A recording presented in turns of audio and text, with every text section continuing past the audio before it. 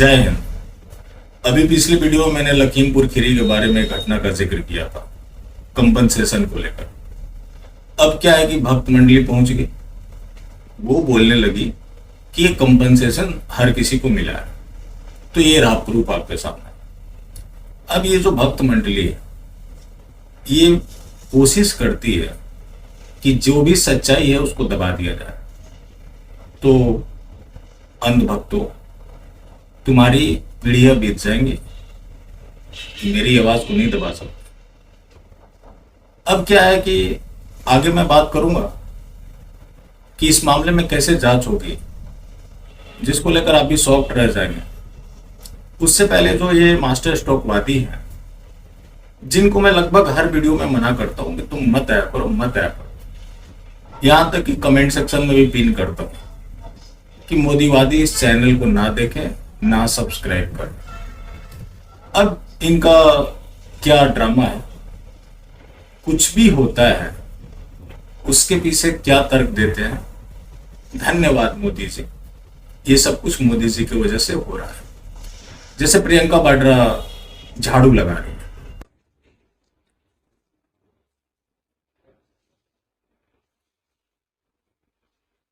अब इसके लिए भी क्रेडिट किसको जाता है? नरेंद्र दामोदर दास जी को। अगर कोई विपक्षी नेता टेंपल चला गया, वहां भी धन्यवाद मोदी जी, आपने सारे विपक्षी नेताओं को हिंदू बना दिया। उसके बाद आपका ब्रेन वॉश कैसे किया जाता है कि एक मोदी जी जिनके खिलाफ पाकिस्तान भी है, विपक्ष भी है, शांति दूत भी है, जिससे आपकी आवाज को दबाई जा सके, मतलब आपको ये घोषित किया जा सके कि आप एंटी नेशनल हैं। महात्मा गांधी जब था, उसको जिन्ना पसंद नहीं करता था। जिन्ना ने गांधी को कम्युनल कहा था। 1920 जिन्ना ने गांधी को महात्मा बोलने से मना कर दिया था। तो भक्तों की माने तो गांधी भी बहुत बड़ा राष्ट्रवादी था, हिंदूवादी था। अब इनका जो तर्क है उसको ही चलिए मान ले। जिन लोगों ने मोदी को गाली दिया उनको क्या क्या फायदे मिले। बात होती है शांति दूतों की।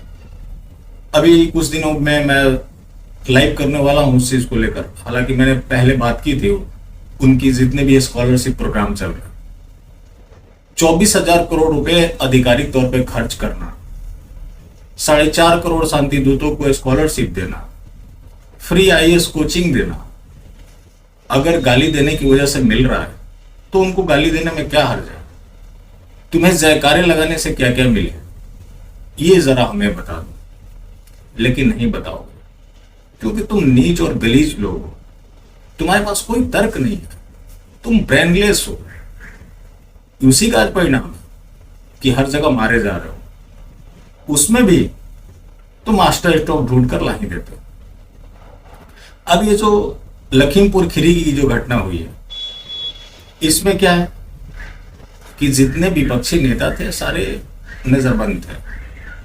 उसके बावजूद भी राकेश टिकैत कैसे वहां पहुंच गया और पुलिस के साथ प्रेस कॉन्फ्रेंस कर रहा है? वो पुलिस क्या अब इस मामले की निष्पक्ष जांच करेगी? जिसके ऊपर गंभीर सवाल खड़े होते हैं। लेकिन जो ये मास्टर स्ट्रोकवादी है, इससे भी मास्टर स्ट्रोक बताएंगे। ये जो राकेश टिकैत है, इसको लेकर वीरेंद्र सिंह मस्त, जो भारतीय जनता पार्टी के बलिया के सांसद हैं, उन्होंने कहा था कि राकेश टिकैत ने अप्रोच किया था कि उसे बीजेपी का टिकट मिल जाए। तो हम क्यों ना माने कि ये सब बीजेपी के ही लोग हैं? जो इनकी नुरा कुश्ती चल रही है, ये सबको पता था कि ये किसान नहीं है, फिर इनसे 12 राउंड की बातचीत क्यों हुई? उसके क्या आउटकम रहे? राकेश टिकैत ने जो कुछ भी करवाया उसको लेकर उसके खिलाफ क्या कार्रवाई हुई? जब कार्रवाई नहीं हुई तो जो जिस प्रवृत्ति का होगा वो काम करेगा। अगर कोई चोर लगातार चोरी कर रहा है, उसे चोरी करने दिया जा रहा है, तो फिर वो अपने धंधे में और तेजी लाएगा, जो कि इस मामले में हुआ। और ये मामला अभी यूपी चुनाव तक रुकने वाला नहीं है। योगी सरकार भी इनके खिलाफ कोई सख्त कार्रवाई नहीं करेगी क्योंकि सामने चुनाव है। वो कर देते लेकिन उनको करने नहीं दिया जाएगा। क्योंकि सवाल यहाँ पूरे पश्चिमी उत्तर प्रदेश का है, जिसकी वजह से यह सरकार किसी भी हालात में रिस्क नहीं लेना चाहेगी। ये अराजकता चलता रहेगा। राकेश टिकैत ने पहले बोला हुआ है कि ये आंदोलन 2024 तक चलेगा।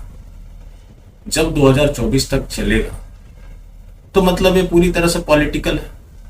जब पॉलिटिकल है तो ये भक्त मंडली इस चीज को क्यों नहीं स्वीकार कर रही है? भक्त मंडली गाली तो दे रहे थे कि ये खालिस्तानी आतंकवादी है। आज उन्हीं को ये सरकार मुआवजा दे रही है। जो इन्हीं के कार्यकर्ता मारे गए उनको सरकार सूद नहीं ले रही है। हो सकता है कोई अंदरूनी फैसला ले लिया गया हो सकता है कि बाद में उसकी खबर आए। मैं चाहता हूं कि ये न्यूज गलत साबित हो जाए, जो अब तक सही है। आगे क्या होगा वो सरकार जाने। अगर ये गलत साबित हो जाता है तो हमारे लिए भी सौभाग्य की बात होगी कि अगर हमारे गलत साबित होने से किसी को मुआवजा मिल जाता है तो मिलना चाहिए, क्योंकि उनका क्या कसूर है?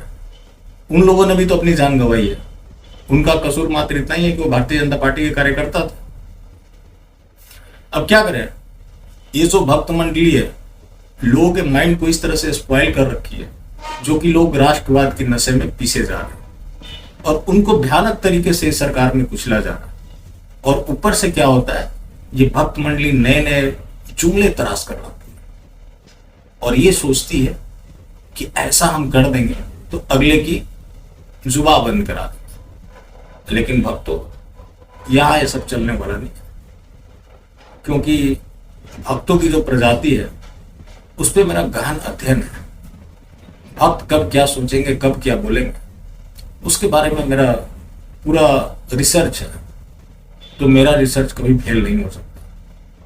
बाकी जो तुम इस तरह की जुमलों पे नृत्य कर रहे हो, तुम नृत्य करो, अच्छी बात है, लेकिन मासूम बेगुनाह लोगों को मत मरने दो। वरना देखा यही जा रहा है कि इस सरकार में हिंदू हर जगह चुन चुन कर मारे जा रहे हैं, लेकिन ये जुमलावादी उसमें भी मास्टर स्ट्रोक ढूंढते हैं।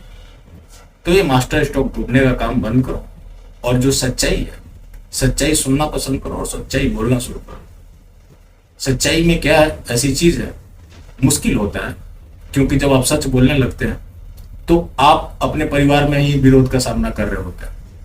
लेकिन हाँ, एक चीज तो है कि आप अगर सच बोलते हैं तो उसका नुकसान आपको उठाना पड़ता है। हो सकता है कि आपको खत्म कर दिया जाए, लेकिन आप रह गए तो आप इतने बड़े हो जाते हैं जो ये सारी झूठ की मंडली बहुत छोटी पड़ जाती है। इसलिए सच बोलना और सुनना जरूरी है। बाकी जिंदा रहें तो फिर मिलेंगे, और मिलते रहेंगे तो जिंदा रहेंगे। मिलना जुलना जारी रखना, लेकिन हाँ, मास्टर स्ट्रोक वादी बिल्कुल भी ना हो। जय हिंद।